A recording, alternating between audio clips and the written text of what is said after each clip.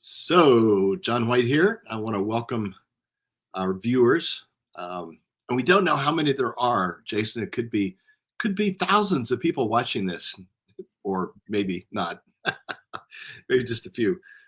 But anyway, it is my honor to get to be the one to interview Jason Twombly, also known to his friends as Jay. So part of the big picture of this 67 experiment, this Luke 10 Live, is to help people get to know individuals, some of the leaders in our community, as well as getting to know Luke 10 itself. So it's been really fun to interview different people. And I am really glad to be able to interview Jay today. So Jay, good to see you again. And why don't you start us off? Tell us a little bit about yourself. Kind of where are you? Where are you going to be? Where are you now? Where are you going to be? And tell us about your family. Yeah, well, it's an honor to be interviewed by you and just to spend time with you. It's always fun. So I am Jason Twombly. I'm in upstate New York for about 50 more days, and so we are moving to Greenville, South Carolina. Hence, I have empty bookshelves, and there's a lot of flux going on as my wife just went to Lowe's to get some more boxes just now. And so I'm a trainer with Luke 10, and I enjoy that capacity very, very much. And my family, we are releasing the last eagle, David, my son, who's 18, just graduated high school. And out of a blended family of 5 children, he's the last one to take that journey. So we're excited about that, and that'll free us up to move on to the second half of life. Very good. I'm just looking down here. Cara Moses has just made a donation. Thank you, Cara. We were just with her a little bit ago in the finance circle. And I'm scrolling down. Tony Daniels says, he, I'm here. So, Tony, thanks for listening in. So that's just a reminder that anybody can write something in the chat box down there. You can ask Jason questions about his life, about Luke 10, anything that you would like to. So, Jason, let's go to just give us kind of a brief overview of your journey, sort of your spiritual journey. Where'd you grow up? Yeah. How'd you meet the Lord? Key things along the way. Yeah. For me, I grew up in Long Island, New York. So sometimes I talk like this, if you can understand what I'm saying. So, but I grew up in that part of New York.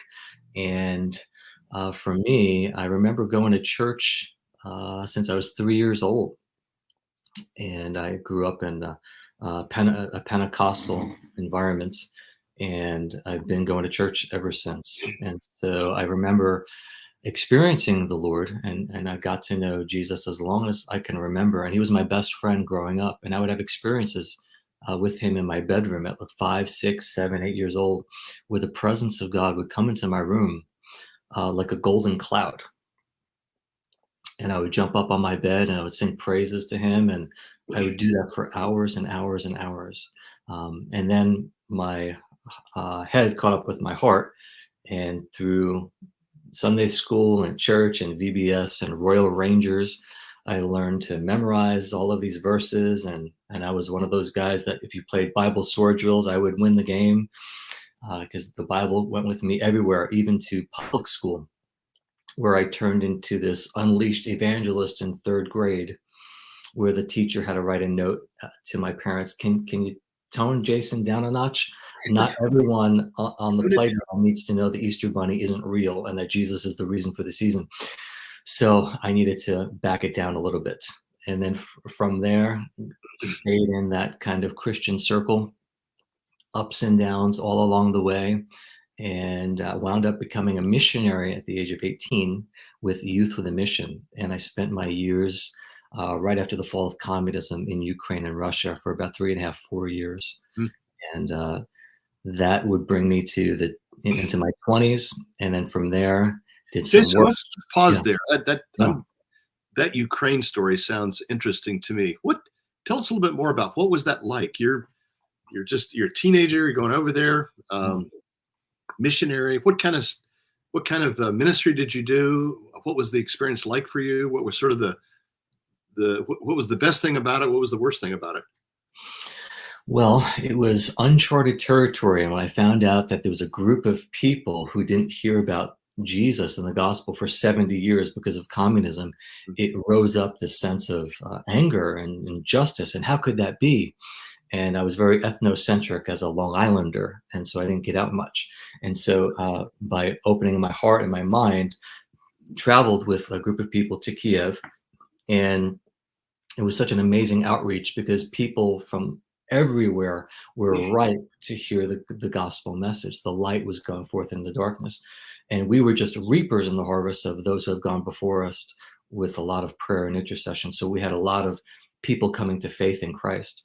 And so we saw the need for discipleship. So we started a base, and it was called the Discipleship Training School. And we used the actual facility that Vladimir Lenin used to raise his little scouts, the Oktoberski deities, little October kids was the name of the club. And then from there, we would spend time doing evangelism at hospitals, orphanages, military bases, anywhere we would go. We do street preaching, dramas, that sort of thing. And then we would train up the locals, is very local. And then we would go into Turkey, Kyrgyzstan. I lived in Siberia, Mongolia, China, and then we would send the people that came to faith into the nations to reproduce and transfer what we taught them to do in a relational kind of way. So it was amazing. Lots of adrenaline. I almost died several times, but there was some supernatural intervention on many occasions so that I'm still here. Amazing. Sounds like you're really wired for adventure. Very much so. Love that kind of thing. Yeah. So what's it like for you seeing what's going on in Ukraine these days? When you watch TV, what goes Mm. through your heart and mind? It's almost like watching 9/11 for me, Mm. and it really hits home to see the conflict between the two nations of two nations that I love dearly, and staying in touch with the people in both nations, and hearing and seeing the heartache. So it really hits close to home Mm. on a lot of levels, and but it really fires me up to act on behalf of them in the skill sets that I have, and to cooperate with the body of Christ to really bring healing in small ways that we can. Yeah, beautiful. Yeah. Okay, so pick it up there. You come home from Ukraine. Mhm. So you've set foot in the U.S. again. What are you thinking? What are you feeling? Where are you headed from there? Yeah, so I'm overseas for 4 years, and I see the book of Acts come alive. And so I come home because I really felt directed in prayer. I remember I was in Siberia, and I felt like the Lord said, go back home. I'm like, no, I don't. You just won my heart to the nations. I'll die for you in the 1040 window. I'm here. I'll stay. He says, no, I won your heart to the nations, Jason. Now I need to go clean your heart. So go home. That's what he said. So I go home, and like 22 years old or something like that. And I work at a local church, a youth group, and I say, Lord, you're the same God that was over there. Can you do what you did over here? And he says, yes, watch. And he did. And I would have revival-like experiences while I worked at UPS, warehouse jobs. I prayed, can you just give me a job with people that just aren't missionaries? And I would have these encounters with people where the presence of the Lord would manifest in a way with unbelievers, and there would be complete contrition of heart, openness to the gospel, physical healings, and all sorts of things happen, just like I saw over there, but it happened in Long Island. Amazing. Well, Yeah. I'm jealous of what you've experienced. My early life and early Christian life were so almost entirely non-supernatural, and so when I hear stories like that, it's just it is always amazing to me. So that's fantastic. So you're working in a church Mhm. as well as doing other jobs. So Right. just kind of keep move the story along. Where do you go from there? What happens next? Yeah, so I'm like, Lord, I'm yours. What do you want me to do? I'm 22 and I just want to serve you. And so I wound up becoming a part of a YWAM Youth of the Mission mobile mission team, and we were going to different places, and it was just a lot of fun. I would take a short-term trip to Mexico, and I'm still involved in praying. What country would you like me to go to? Because my heart was really abandoned to Him. I wound up connecting with a pastor in upstate New York, where I am now, 25 years later, and he wound up becoming a mentor to me because I found, John, that the experiences that I really was having with the Lord, the local pastors I was really trying to get counsel from on Long Island really didn't have a lot of mentoring capabilities for me. And my head was hitting the ceiling of my church experience. Mm. And I needed someone to help articulate the wideness, the breadth of the kingdom. And I found a pastor upstate who was in his 60s at the time. We stayed up till 4 in the morning, and we really connected and synthesized some of the dots of my experiences to my unique calling. And so I wound up connecting with him. And long story short, I wound up staying in upstate New York. And so did you work with him in that church then for some period of time? I did. I remember fasting and praying on a Tuesday night, and I felt like I was writing down what I was supposed to, and it wasn't one of the options. I felt like the Lord was saying, stay here in upstate New York. Stay here. You'll find a wife within a year. And he gave me specific things that would happen in my life. I was like Keith Green. You had to slow me down to even get married. I wasn't, I was on fire for Jesus. So I just wrote stuff down. I'm like, okay, I wasn't even interested. And I wound up staying with the church, having a good blue collar job at the time. But I was really involved with street evangelism for a good portion of the time in that church. And so that's where you met Adrian? Yes, I met Adrian Tell us this. within. Yeah, yeah. So I remember I was upstate New York with a backpack. That's all I owned, and I've traveled the world like that. And I knew I wasn't supposed to get a car. I just knew, and it was really humbling because I'm an independent guy, and so I didn't have a car, and I was praying, and then someone said, hey, why don't you get a car up here? Because it's a good thing. I'm like, well, in a few more months, I'll know from praying. That's just how it was in my prayer life. And I started to ask around, and I called a few people, and one person says, get a Jeep. One person says, get a Geo Tracker. It's like a little penny racer car. Two other people said, get a Geo Tracker. I'm like, what is that? So I looked into it. And at the right time, I wound up going to someone's house after church, Susan and Michael Belize. And I went to the church afterward, and I walk out after my friend Monty and I were there having dinner. I'm like 22. And I walk out and I see Geo Tracker in the driveway. I'm like, well, I wasn't even sure because I haven't seen one before. I'm like, what kind of car is that? They said it's a Geo Tracker. I said, oh, interesting. They said, why do you ask? I go, well, I need a car. And I just heard what that one was. And they said, well, that's interesting. We don't have a sign on it, but our daughter Adrian, who you have not met, is selling that car. Yeah. So I wound up meeting her, and I wound up marrying her, and it was real love at first sight. So I like to say I didn't get the car, I got the girl in the car. And so yeah, so we were married in 1997. Yeah. So continue on. You still working at the church? What are you doing in this next number of years? What's that look like?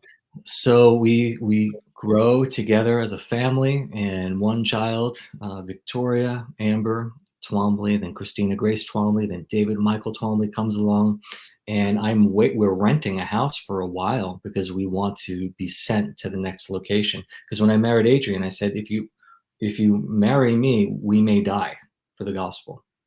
That's just how I wasn't looking for it. I didn't want that, but where I may be sent at that point might be in an undesirable location. So I knew she was the right one when she said yes. And so we were looking at doing that, but the Lord kept us local, kept us here. And so we sent our kids to Christian school. We're able to do that. And I think I learned a lot becoming a deacon at the local church, have opportunities to preach and to teach and to enter into the prophetic, what that looks like in some of our circles. And so I was just learning a lot, learning to hear the voice of the Lord and just growing in my relationship with the Lord. So there was a lot of normalcy, which for my personality of adventure, it was a challenge. So I also worked for a company called T-Mobile for a while, and God would set up truly divine appointments with Muslims, cult people. All the time, we would have these amazing encounters for years and years and years locally. Hmm, Yeah. fascinating. So how did you cope with normal? Because you've been traveling all over the world, and you've been in Siberia and Ukraine and all this. How did you cope with no? And you're married now. You got kids. Yeah. Sounds like typical American middle class existence. Yes, it was something that I never had wanted. So it was for me. I was reminded of the Apostle Paul, who had to learn contentment while he was, out there doing the stuff, or he was locked in a prison of sorts. Yeah. And I felt like I was a racehorse contained for quite a long time before I was able to go. So I would really enjoy my family, the community I was with, but particularly these amazing divine appointments where the Lord would send people, and that evangelistic fervor was a really big part of my life through relationships. So when those things happen, they were like the breadcrumbs to remind me of who I was. Mhm. Yeah. Now, I know that there was a difficult situation with Adrian that comes up eventually, but are there other things along the way, that stories that need to be told to help people understand you? No, it was pretty regular, but at the same time, I was coming through. I like to call myself a cross pollinator, which means I very much like all the different denominations, and so I really had to learn how to be open-hearted to the many streams of Christianity. And so because I went through so many, I became very insular and myopic at one point, in my Pentecostal background, and that was not helpful. And so it wasn't until I had some difficulty, um, even with some theology and church stuff like that, that really opened up my understanding that, wow, the tent of Christendom is much bigger than I thought. And people come in through all kinds of doors as long as Christ is at the cross is at the center. So that was going on in the interior landscape of my heart while the other stuff was on the outside. Okay.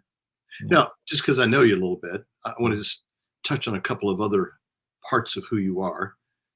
So one thing I know is sports, athletics. Yeah.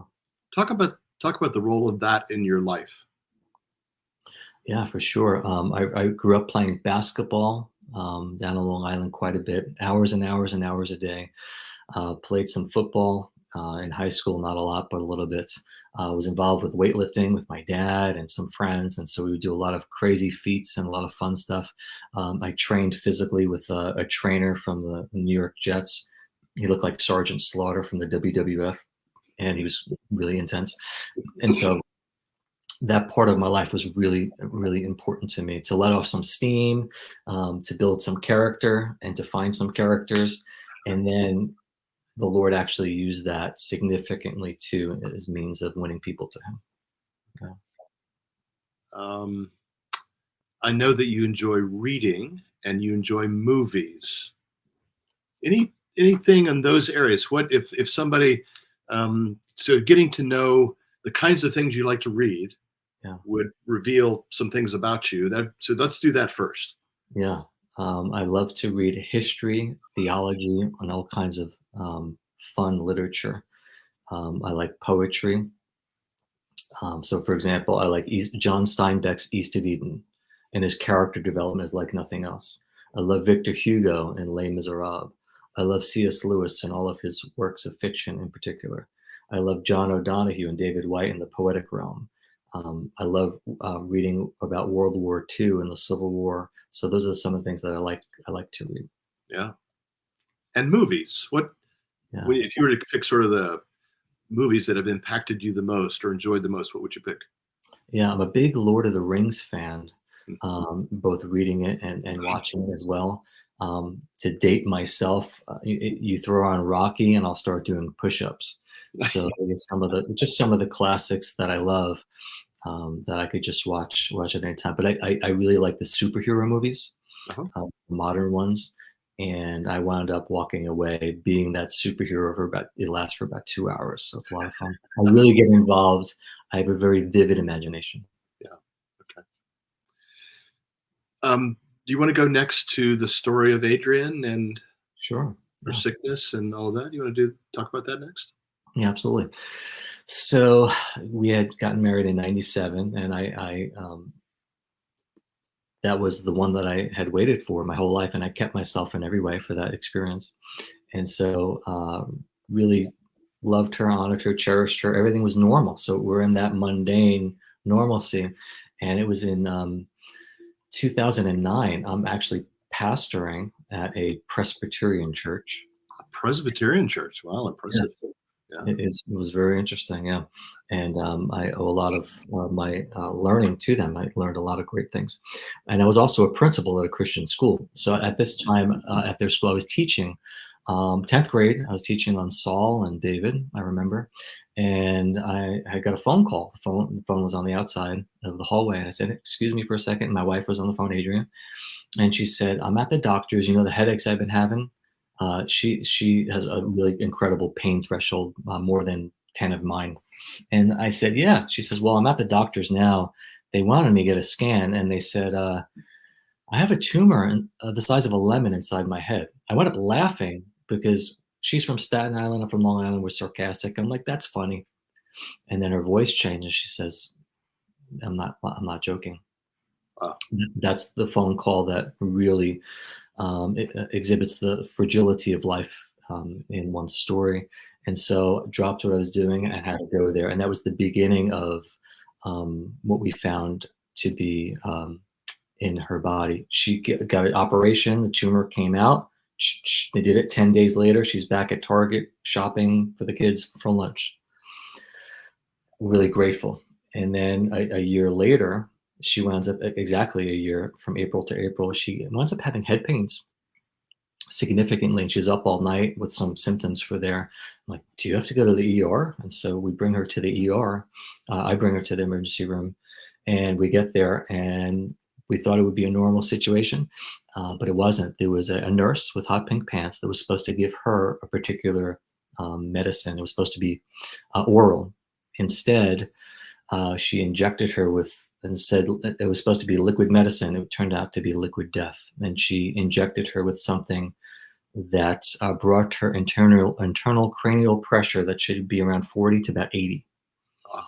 And then no one knew what to do. My mom, her mom were there, were praying intently. The same nurse says, "Oh, I don't know what's going on. So let me inject more and double dose Ah. what we think we're supposed to give her." At that point, bestial like sounds, just craziness ensued, and all of it, the like ER people just start going crazy. The doctor did come over to me and said, "We may have." He says, "We may have killed your wife, Oh. and this is what we're going to do." And then from there, they had to do a second emergency brain surgery, and we didn't know who or what would wake up, and she wound up staying in there for months at a time, and lost parts of her brain, and we wound up learning how to walk and talk and blink and eat and swallow, those kinds of things, while I was pastoring and teaching and being like a Ray Romano in the kitchen with my three kids. I had no idea what I was doing, but I had some help. I had a lot of help, actually. I'm really grateful for that. And then we had Adrian from she came home, and she was with us another 2 years in the capacity of me caring for her. It would take up to 5 hours at times to administer her meds and food and radiation and chemotherapy. And she had a scar on her head that looked like a cross. And in the midst of that was some church turmoil, some family dysfunction, and things like that happened. And she went to be with the Lord in April 20th of 2012. Wow. Yeah. I can't imagine what that must have been like for you and for your children. Unbelievable. Yeah, it's what they call the dark night of the soul, for sure. Yeah. And I was really brought to the edge. in a lot of ways. So can you say more about that? What was it like to be brought to the edge? What did Yeah, that mean for you? yeah. So I really feel like the Lord can handle our lamenting, our f bombs, or upsets, and I've learned through the Psalms while this was happening, the Psalms became um, the Annie Sullivan that brought my family and I to the water pump to trace our pain on the hands of the wounded healer and articulate with groanings that we had no words for. And so the Psalms became words for my kids and I, and we would just really lament. We would know how we would slam doors when we had to. I would call a friend and shout. And so I would learn how to regulate these overwhelming feelings at that time because it was so overwhelming and flooding with the injustice that happened and some other things as well. So coming to the edge of um, the personality type that I have is a highly sensitive one, and so all of these things, visibly and emotionally, were very overwhelming for me. And so I had to learn how to do those things while at the edge of, Lord, this really is hard, and so I know that you're good, but I want to tell you what I really think about that. Yeah. And he allowed me to just to emote. You know, it was a Well, so many Christians have never learned to do that. Never learned the Psalms of disorientation yeah. and darkness, like you have lament. So, what was recovery like for you after that? Yeah. I wound up, we wound up moving to 20 minutes away. It was important for me to have a new space Mm. because of the sentimental, nostalgic guy that I am. And one of the first things I did was created a prayer room in my home. We named my home the Shire, and but I had a prayer room, and I spent a lot of time on the floor weeping and writing. And that was the therapy that my soul needed. And I said to my kids, as they're going to school and we would weep and cry together, I said, like in Psalm 126, we're going to take our tears and we're going to let them come out. But tears in the kingdom are like seeds. And in Father's fertile kingdom, we're going to take these tears, we're going to plant them. It's going to hurt, but we're going to let it out. And one day, these seeds are going to turn into joy plants, Twombly joy plants. I don't see how, I don't see where, I can't even give you the answers, but I'm going to be here with you and cry along the way. And so we would cry a lot, and we would allow those seeds not to be those tears to be stuffed, but to actually become a telescope of where we were going to go. Wow, what a great model for your kids to see you doing that, and then invited into that themselves, and that's so healing to see that done. So, good job. Um, where do you want to go next? You want to go discovering Luke 10 or something before that? Yeah, I think that would be a great segue. Sure. Okay. Yeah. So how did you discover Luke 10? What did God use to kind of prepare you Hmm. to engage once you found the community? Well, I feel like we use a language in Luke 10 being a Luke 10 to be answer from Luke chapter 10 and verse 2. And I feel like there was a really great affinity and kindred spirit of myself joining Luke 10 and what the community has been to me. And continuing the part of my story, I have found that the places where the serpent has bitten me, the Lord has given me authority to bring healing to others. And so, as I've been ministering along the way, institutional church, I ran fight clubs with men and developing men as a spiritual development coach. I found that during the pandemic, um, I couldn't access everyone because of the situation, and so people had encouraged me to do stuff online.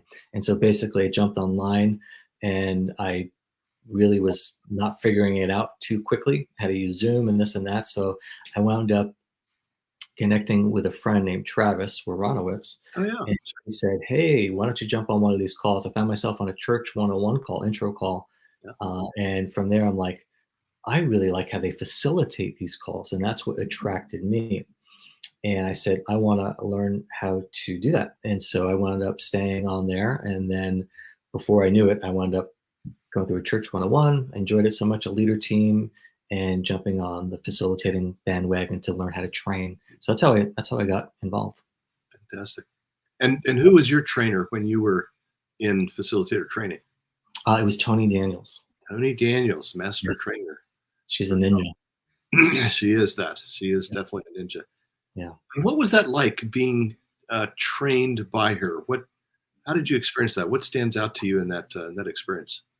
Uh, Very much was the debrief that we have in Luke 10, and the debrief is something that after I go ahead and train, I get some feedback, and I wound up really taking heart to the feedback that I was hearing from her about ways that the participants were experiencing me, maybe key turns of phrase that would be helpful to make a call that tended to look like maybe teaching because I have a teaching background, and what would it look like for me to grow in a new spiritual gift called facilitating.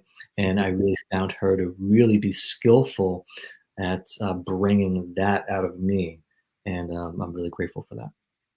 Yeah, I think that's true for a lot of us. I'll put myself in that category of maybe we've been pastors or teaching gift, and our default is to launch into giving more information. And all of a sudden, there's this whole different skill set called facilitating. What was that like for you learning, first of all, seeing that and then learning that? What was that like?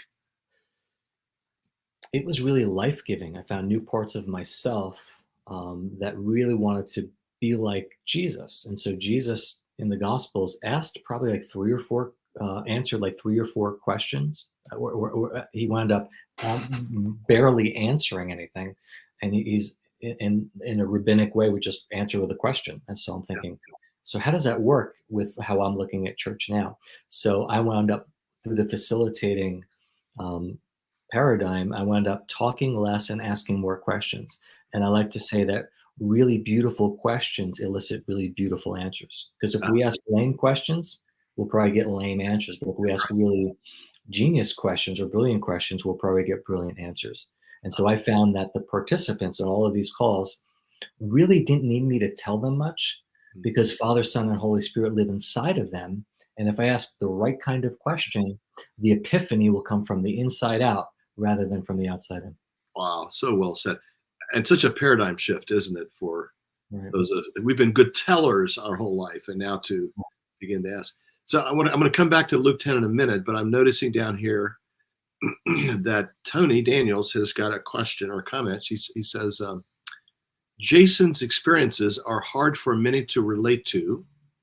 I'm curious if that has been difficult for him, and where does he feel like he can be fully him without fear of bumping others out, overwhelming others, or people being jealous? So that's a great question. I mean, I think on a couple of levels. One, I already articulated about just the way the Lord has related to you from very early on as a kid. I mean, not many people have had those kinds of experiences, Right. lots of supernatural things. So that's part A. And then part B would be the incredibly difficult experiences with Adrian's sickness and then her death. Yeah. Either one of those or both of those, how would you answer that question that Tony's asked? I am scrolling down just to look at it again. Yeah. Jason's experience is hard for many to relate to. I'm curious. Yes, the first one. Um, yes, most of my experiences, and I've learned this for some mentors, and I haven't even shared any of them, and it's not even maybe the space to do it. They're in my journals, and they'll be for future books. And so I learned, like Joseph, at an early age, through some counsel, to Jason, you know what? You've had a lot of these rich experiences that are really, really special, but there's a gas in the car and a brake. And so why don't you act like Mary, who in the Gospel of Luke saw these wondrous things and then pondered and treasured them in her heart. And so a lot of my time with the 80-20 rule is most of my time is required to spend this time at Jesus's feet. And so I spend a lot of time at his feet, while I'm doing things, while I'm talking to you, whatever it might be. And from there, he and I talk about things that I may never share with a human ever, and I'm okay with that. So I feel really really safe and seen there. So on the one hand, um, you can say anything to Jesus. I mean, that's the relationship that he Yeah. can handle. But then, sort of moderating or regulating what you share with other human beings, depending on the situation. Yeah, because there are certain experiences I had that they're absolutely incredulous. Yeah. Yeah. And in a different way, the the depths of difficulty and pain with the Adrian story can Yeah. be overwhelming to people as well. And I assume the same kind of principles would apply there as well. Very much, and I find that Jesus, is the greatest ballast between toughness and tenderness in the extremes of everything, has incredible equilibrium because of the incarnation. Yeah. So he really helps me with being that wounded healer that maybe doesn't have to tell people all of my story, but because I've had those experiences and those wounds have turned into scars. I can become a really great container, like a large container. Mm. I found that the blade of sorrow has carved space in my heart so that I can contain, attune, and empathize with other people in ways that I could not have without experiencing these things. Yeah. It's Second Corinthians, comfort others. Excuse me, comfort others with the comfort that we've received. So very much that. Beautiful. Yeah, Thank you. Good question, Tony. yeah, That's all for there. So let's go back to the Luke 10 story for you. And so you're being trained as a facilitator. And in some of the other conversations I've had, we've kind of unpacked that facilitator training is in sort of three stages. Stage one is really simple, just facilitate an intro call. That's sort of a one-time thing. Um, and then stage two is learn to facilitate the 6 weeks of Church 101. And then stage three is learn to facilitate a leader team. So you went through all three stages of that. yes. And what happened next? So now well, let me ask you this question. How many Church 101 groups, I've been asking this to all the people I'm interviewing, how many Church 101 groups would you say you have facilitated? Ballpark. 5. 5 of them? Okay. Yes. And the people in those groups, where were they from? Just like countries? Did sort of a international flavor to that? The first one was a Luke 10 one that was emerging from the Luke 10 pipeline. And then after that, I jumped on the leader team bandwagon, started to facilitate that. And then to augment my income as a facilitator, I'm thinking, let's run some more Church 101s. And I did that organically, with meaning people that I knew. And I wound up doing 2 at a time, one time, and a 2 at a time, another time. And then I was able to invite them into a leader team experience. Okay. Good. So that flow of Church 101 and then into leader team, really talk about a disciple making process Yeah. that flows very naturally. That's exactly what you're experiencing there. So trained as facilitator, and our terminology, of course, is listed facilitator. Listed facilitator.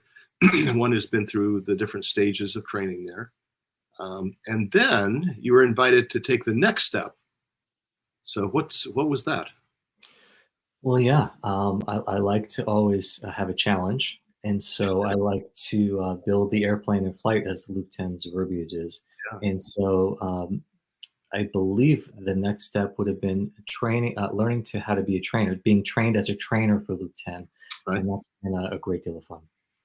So talk about that. What has that training been like? Who trained you, and Yeah. what was it like? I mean, again, you're not a rookie. You're not a beginner. You've had lots of experience in ministry.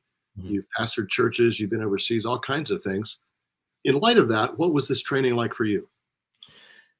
The training has been a lot of fun, and I mean that because it's a real sweet spot for me. And so I like to work with people who are really open to learn, they're available, and they're very teachable.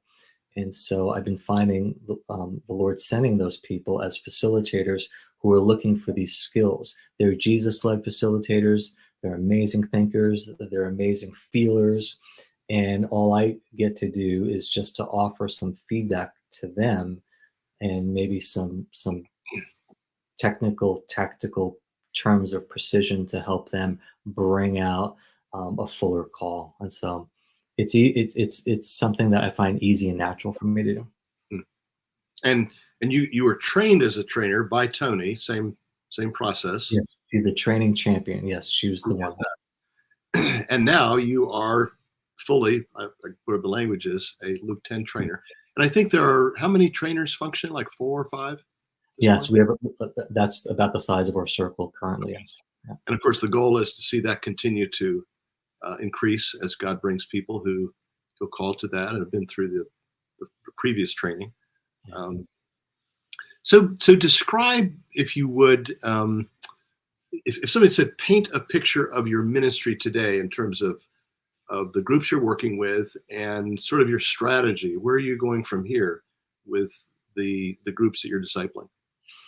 Yeah, I feel like these are groups that are formed, groups of belonging, groups of bliss, because there's lots of joy and there's lots of connectivity. And it looks like these are small groups of maybe 8 to 9 people that we wound up facilitating in such a way that every voice is heard, every heart is held in the most sacred way. But it's highly relational. And so the main thing is to look to Jesus for him to lead the group. And that it can look different all along the way. And so Luke 10's provided us some scaffolding. That isn't the main thing, but it leads us to get to the heart of God and the heart of the participants, which is the main thing. So I've never seen anything quite like it in all my years. Scaffolding is a great word. It implies both enough structure to hold things together and yet a lot of freedom in the midst of that to listen to Jesus and see what he's up to. So how many leader teams are you facilitating yourself at this point? Today, I would say 4. I'm in 5, but I facilitate 4 leader teams right now.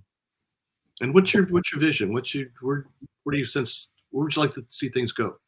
Yeah, I would love to raise up other people I love to train other people to take over what I've started. And so if I could find people that would be interested to shepherd or facilitate these leader teams, I would like to use my endeavors creatively to get into some writing, to engage in Emmanuel prayer. And that's a real sweet spot for me. So I love these leader teams. I love these people, but I love to start things and then to pass them on to someone who's even more gifted than I am. So there's another thing that you're playing a key role in starting, another sort of initiative within Luke 10 having to do with people's design. So talk about what is that and why are we doing that? Why are you involved with that? What are you doing? Yeah, building on some of the work that you've done over the years, John, we have a course in Luke 10 called Your Unique Design. We just had our session 3 just yesterday. Lots of fun. And so I'm finding that because of the Western way that we've been raised in church, we have a lot of information, but we haven't necessarily met ourselves yet. And so through facilitating Your Unique Design, we're finding out who and whose we are and how God wired us. So it's very much design, and it's really, really, really important for us to listen to the Lord of how he sees us. So it's fun. It's a lot of fun. And again, our hope is that within Luke 10, that there'll be a multiplication of these groups. I'm sure you'll be involved in training leaders because, I think you and I would agree that so many Christians, so many people in general, but Christians, even leaders, don't have a really clear picture of the unique way that God has designed them. And so then it's hard to kind of make decisions or to maximize the gifting that God's given us. And it's so fun to see people come alive as it's like, oh, that's why I do what I do and where I go from here. So Because a lot of times we're trapped or stuck in a work or vocation that is suffocating us and we're not coming alive. So how can we tap into the design of God made us? What are we passionate about? What is our desire? Someone once said that work is our love made visible. Mm. So how can we find a place where we can get compensated for the love that's in our heart and make that invisible so that it doesn't feel like work at all? And so those are some of the things that we're uncovering now. Beautiful. Yeah. Well, I'm going to give you a chance. Is anything else you'd like to say about Luke 10, about what you've learned, about your role, anything at all on that? But I just want to say I keep running into people in Luke 10 who have been trained by you and love what they've learned and feel like they have benefited so much from your investment in their life. And so I so deeply appreciate what you're doing and the work for the kingdom, the whole discipleship process for people. So I think you're doing a great job. But what would you like to say, as you know, the millions of people that are listening in on this? What else would you like them to know? Yeah, I would love to echo and add my voice to the invitation that is being presented this week. And there's a real invitation to reimagine church and to also grow into the image of Christ while we're doing it with lots of joy. And I like to, I've been asking the question for years, what would it look like to make church safe again? Hmm. And I've been finding that there is a place free of narcissism, free of nastiness, a place where there's healing from the inside out, a place where there's attunement, a place where there's bliss and appreciation, a place where I can see others through the lens of heaven and I can be seen there. And I would just invite other people to enter into an experience with all of the finely gifted people that are on these calls and in Luke 10, and see what the Lord could do. I like to say that Jesus wears big sleeves for a reason, because you never know what he's going to pull out of them. But it's always good and it's always dazzling. And I know at Luke 10, you'll find some gold. So thank you for spending time with me today. So well said. I love that. Making church safe again. And there's so much to that. So great picture. Well, Jay, thank you so much. Again, I appreciate your amazing contribution and role in Luke 10 and in the kingdom. And it's been a delight to get to know you better and to be able to share for other people to get to know you a bit more through our conversation here. So thank you. Thank you. Alrighty.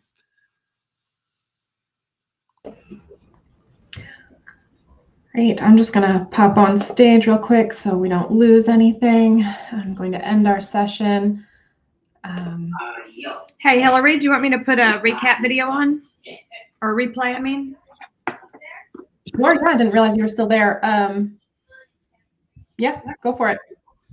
All righty. You want to end the session then and do all that? Either way, I can do it after you end the session, or I can end and do it. I'll let you do it. All righty.